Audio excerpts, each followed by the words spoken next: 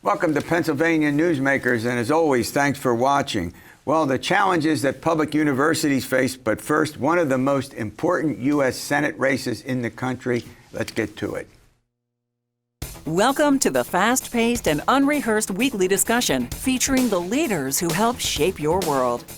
Join us as we address the issues that impact you each and every day. This is Pennsylvania Newsmakers. And now, here's your host, Terry Madonna. Well, joining me to talk about a variety of important subjects, the Senate race, Governor Wolf and his vetoes, is Marc Levy. He's with the Associated Press. All right, Marc, I'll tell you what, every day it seems there's some big news story in the U.S. Senate race, correct? Yeah, that's right. And you've written a piece that I simply got to ask you about. How many people out of state, or maybe they're in state now, but they spent a good bit out, and pretty wealthy, are running for the Senate? Take it. Yeah, well, look, we have three people who spent the vast majority of their adult professional lives in other states. One of them wasn't even born in Pennsylvania.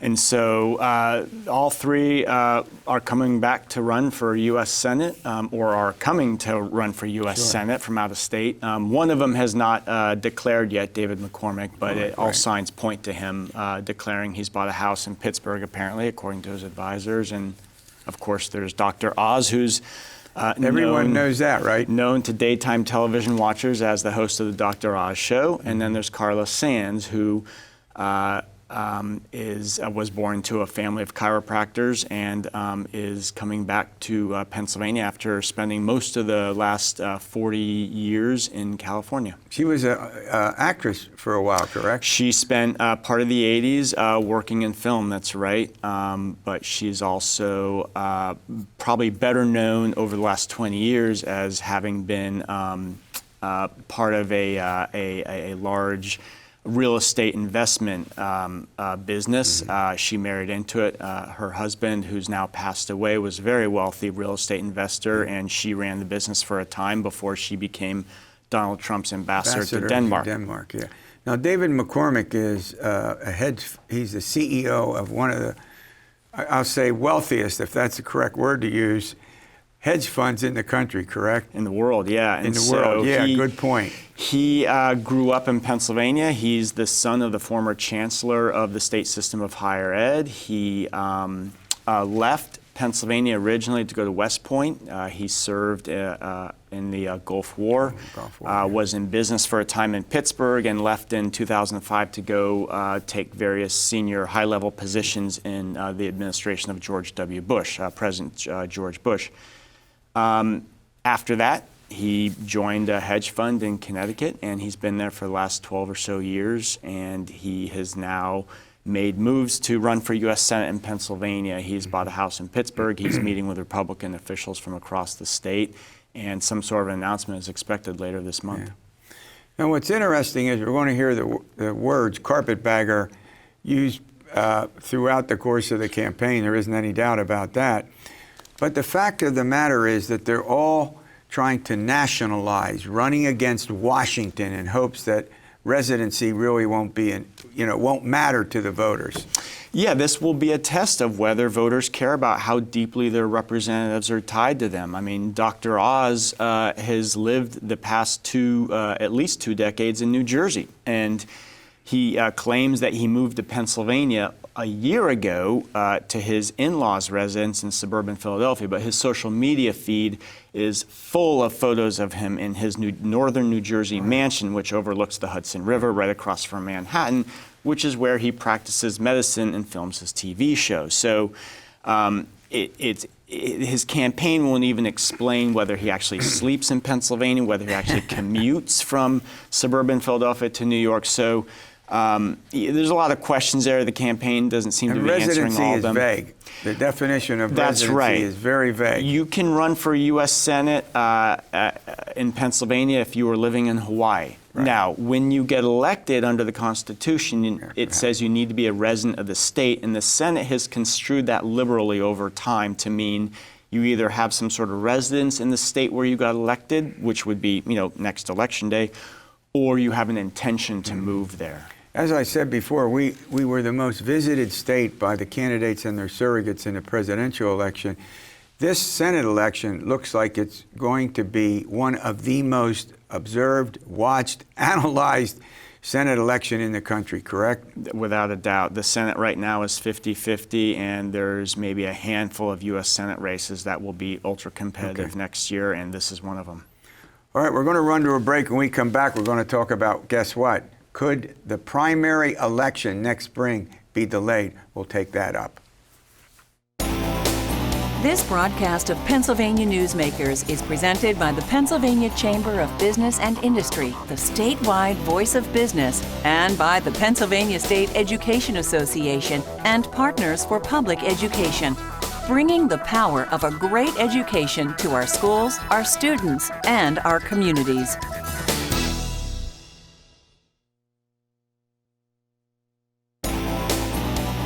This broadcast of Pennsylvania Newsmakers is brought to you by the Pennsylvania Highway Information Association, the go-to source to learn about transportation projects and issues.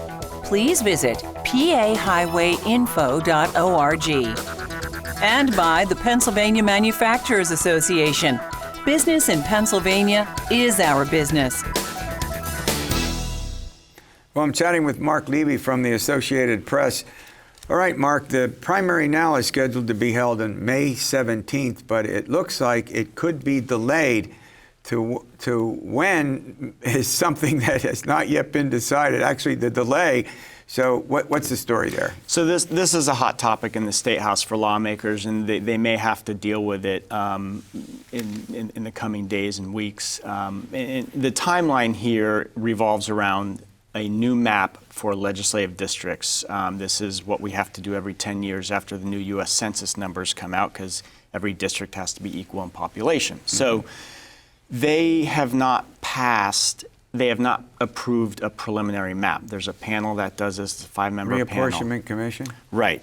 And so they need to put one out, and then there's 30 days for public comment on it before they can finalize the map. Wow.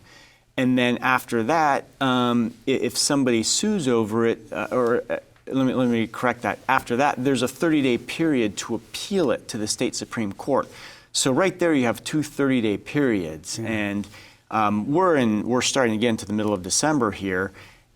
The first day to start circulating petitions is in mid-February. Right. That's 2 months from now. Sure. So if there's an appeal, and every 10 years there seems to be an appeal, we could be looking at a very tight schedule. Okay, the Reapportionment Commission does the redistricting for the state legislature, the House and the Senate. Yeah. But the legislature as a whole approves the maps for our 18 congressional districts, now going down to 17. Right.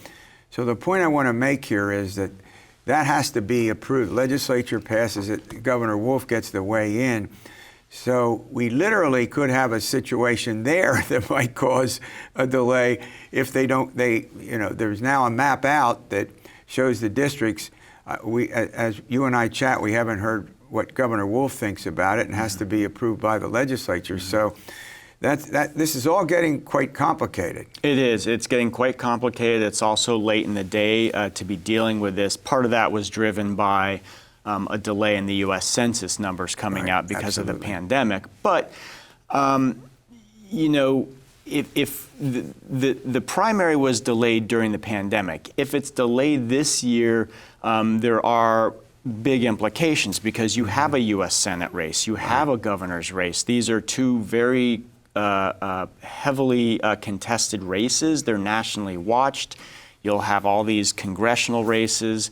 And so, time is getting very tight. There may be other options for lawmakers besides delaying the primary, but it's a serious topic right now. All right, well, let's go to another topic that's that historically, when you wrote, when the story came out, I thought, oh my gosh, Wolf's vetoes. Now, the legislature has a bill, it passes it, it goes to the governor, he can sign it, veto it. And what's going on here? Is that Republicans legislature, Democratic governor, is that part of it? But well, first of all, tell us about the vetoes. So Tom Wolf, the governor who's been in office for 7 years now, has vetoed 52 bills sent to him by a Republican-controlled legislature. He's a Democrat. That is more vetoes than any governor since the 1970s, so 4 decades of governors. Milton Schaap. Milton Schaap was the last one who was, I don't have a full number for him, but it is over 70. So Tom Wolf would have to have a big streak in his last year in office to top that. But yeah, so it depends on who you talk to. Republicans blame Tom Wolf. They say he's never learned how to deal with the legislature. He didn't forge the kind of relationships you need. Wolf's defenders in the legislature are Democrats, and they say that Republicans just send these bills to him knowing full well that they're going to be vetoed because he doesn't agree with them. And Democratic lawmakers in the legislature don't agree with him either, but they do it to message to their base to say, look, you know, we're doing your work for you, and look who the obstacle is. And Democrats say, look, Wolf isn't doing this unilaterally. He's doing it in consultation with us. He knows that the communities that support him also oppose this type of legislation, and that's who he's standing up for.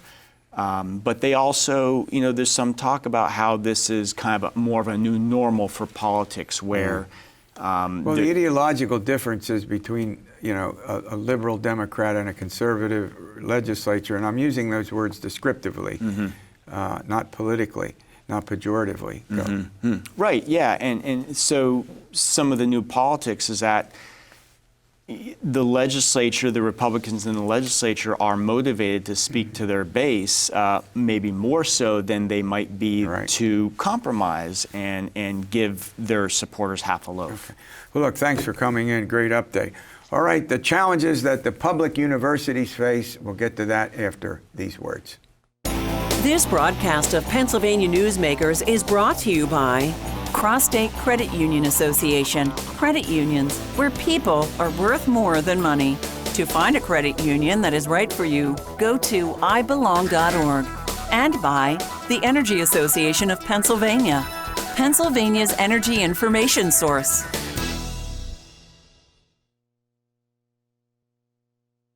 This broadcast of Pennsylvania Newsmakers is brought to you by the Association of Pennsylvania State College and University Faculties, representing the faculty and coaches who are devoted to providing quality public higher education for Pennsylvania's college students. Well, joining me is Jamie Martin. She's the president of the Association of Pennsylvania State College and University Faculties. And in truth here, I once held her job a long, long time ago. So I always like to point that these potential conflicts. There isn't any. I said potential, but at any rate, Jamie, thanks for coming on. Thank you so much for having me again. All right. Well, I want to talk a lot about retirements and what's going on specifically in the public universities. But, you know, we know that college and university education is very, very important.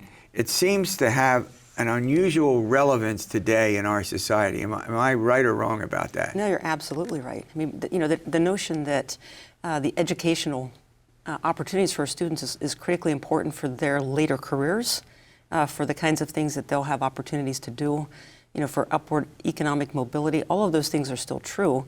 And it's not even the economics of it, it's the non-economic benefits, you know, more happiness, better health, all of those things that come along with a college education or higher education. Yeah. Well, I'll tell you that there's something that's actually related, and what we value in any given period of time in our society affects the college curriculum. It affects what people study. Of course, and unfortunately, I think nationwide we're beginning to see a devaluing of the humanities. You know, devaluing some of the opportunities that I had when I was at IUP as an undergraduate. I was a history major in undergraduate school. Right, so history, philosophy, anthropology, all of those kinds of opportunities, or the opportunity to major, we're seeing those decline and a devaluing of those kinds of curriculum or disciplines. Yeah, well, that in some ways that doesn't surprise me, because it's where the jobs are ultimately. It's where you find employment, and that students, you know, can be pretty pragmatic about what they do. Well, students can be pragmatic, but we're also not seeing students necessarily making those decisions. They're being made by others. And so, the idea that we should be focusing just on the disciplines that would lead to a career, I think is short-sighted. Okay, I want to turn to another topic. As you know, in society as a whole, people are walking off their jobs. I mean, people aren't working. There's a big concern about that. And in the state system, talking about the 14 owned public universities in the state, faculty members are retiring in, can I say record numbers in Yes. a short period of time? Yes. What's that about? What's that about? So I think in part there have been retirement incentives, and so that's led to some of the numbers that we've seen. This year alone, 166, and over the last 550, so almost 10% of the faculty. But I'm Say also that again? almost 10% of the faculty in the last 3 years. And that's double? Yes. And so what's leading to it, what I'm hearing from faculty is, they feel at times as if they're not being valued any longer. This year we've seen a large percentage of the retirements at the 6 universities that are consolidating. Right. And so there's a lot of concern about the uncertainty there. What is the universe of those universities going to look like in the upcoming years? So I think there are a lot of factors, not just people that are anxious to retire, but thinking that this is the time that they should go. All right, when we return, I want to ask Jamie about retirement-related issues, and they're complicated and they're intertwined. Back in a few moments. This broadcast of Pennsylvania Newsmakers is brought to you by the Pennsylvania Medical Society. Inspired physicians committed to the good health of Pennsylvanians and the advancement of the practice of medicine.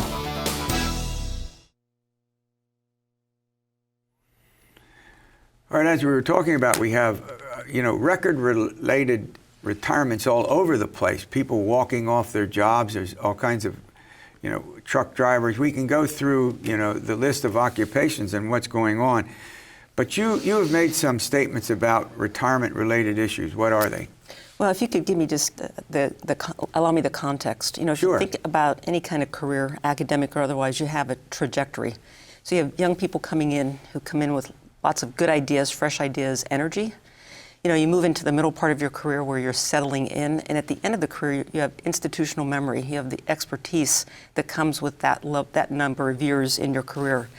So when we're seeing the number of retirements over the last few years, and we're not replacing those individuals with new, younger faculty, what that's going to mean for our students are going to be larger class sizes.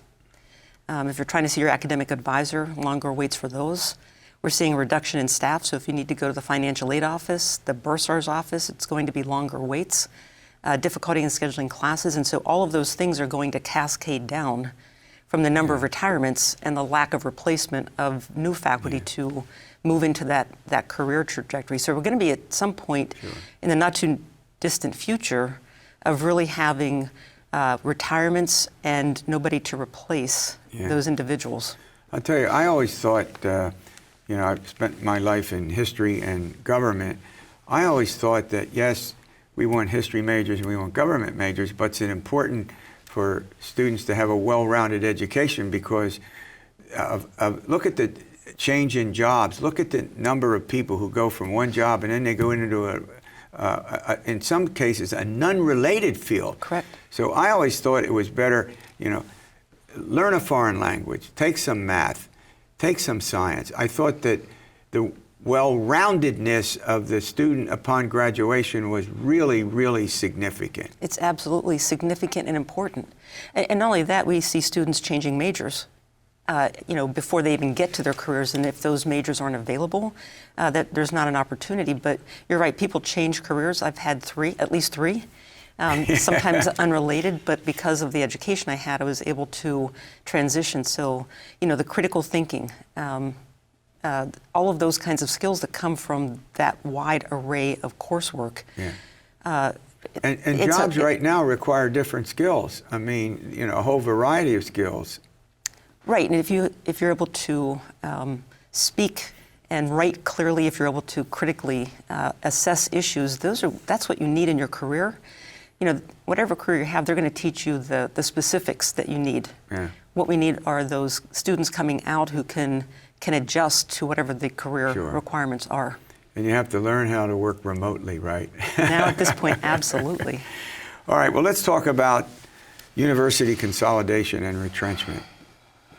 So the consolidation we've been talking about for some time now, and this is moving forward. I keep describing it as somebody flying the plane while they're building it. So we have this happening in the west at Edinburgh, Clarion in California, and in the north central at Bloomsburg, Lock Haven, and Mansfield. So those 6 are combined into two universities, correct? Go ahead. Correct, but not yet. The accreditation hasn't occurred at this point. But what we're beginning to see is, I guess we're still asking, what's the point? What's the goal?